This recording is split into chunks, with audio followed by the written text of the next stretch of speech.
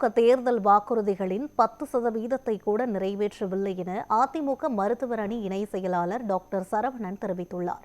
மதுரையில் செய்தியாளர்களை சந்தித்த அவர், அதிமுக ஆட்சியில் கொண்டு வந்த திட்டங்களை திமுக திறந்து வைத்துக் கொண்டிருக்கிறது என்றும், முதல்வர் மருந்துகள் கிடைக்காமல் மூடக்கூடிய நிலையில் உள்ளது என்றும் விமர்சனம் செய்தார். தொடர்ந்து பேசிய அவர், திமுக புதிய திட்டங்களை அறிவித்தாலும் அதனை செயல்படுத்த முடியவில்லை என்றும், தேர்தலுக்காக திமுக திட்டங்களை அறிவித்து வருகிறது என்றும் குற்றம் சாட்டினார். மேலும் திமுக ஜனநாயகத்தின் குரல் வளையை நெரிக்கிறது என்று தெரிவித்த அவர், 2026 சட்டமன்ற தேர்தலில் எடப்பாடி பழனிசாமியை தமிழக முதல்வராக ஆட்சியில் அமர வைக்க வேண்டும் என முடிவெடுத்து விட்டார்கள் என்றும் தெரிவித்தார்.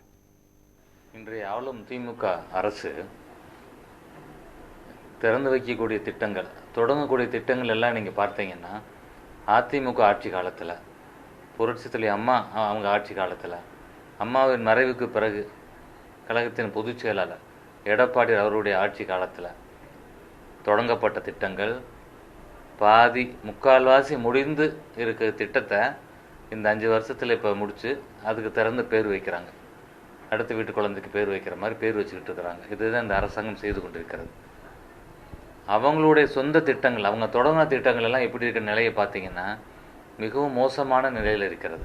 அம்மா மருந்தகம் செயல்பட்டது, எல்லா மருந்துகளுமே அதில் கிடைத்தது. இவங்க பேரை மாற்றி முதல்வர் மருந்தகம்னு மாற்றினாங்க. அதே போல் அம்மா உணவகம் செயல்பட்டுக்கிட்டு இருந்தது.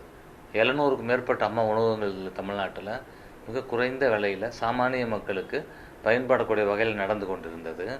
இவங்க வந்தவுடனே அதற்கு மூடு விழா நடத்திவிட்டு, அந்த புனிதமான திட்டத்திற்கு, ஒரு அத்தியாவசியமான திட்டத்துக்கு மூடு விழா நடத்திவிட்டு இவங்க என்ன செய்கிறாங்க, கலைஞர் உணவகம் வைக்க போகிறோன்னு சொல்லி மத்திய அரசுக்கு 500 கோடி வேணும்னு சொல்லி இவங்க எழுதுகிறாங்க.